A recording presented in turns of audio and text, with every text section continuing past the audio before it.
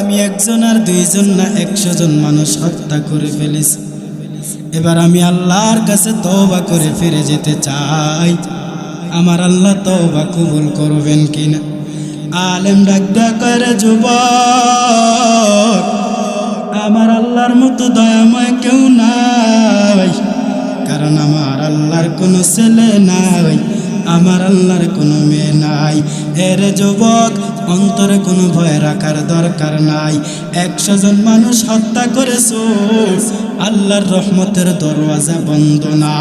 গভীর রাত তাকায় দেখ, দোকানওয়ালার দোকানের শাটার বন্ধ, বাড়িওয়ালার বাড়ির দরওয়াজা গভীর রাত বন্ধ হয়ে যায়।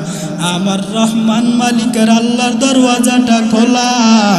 ওরে যুবক, তুমি যতই পাপ করো না কেন, আমার আল্লাহর কাছে যদি তওবা করে না, আমার আল্লাহ তোমার পাপগুলা ক্ষমা করে দিবে। তবে শুনে না ওরে যুবক, তুমি যে আল্লাহর কাছে তওবা করবা, এই এলাকায় থাইকা তওবা করা যাবে না।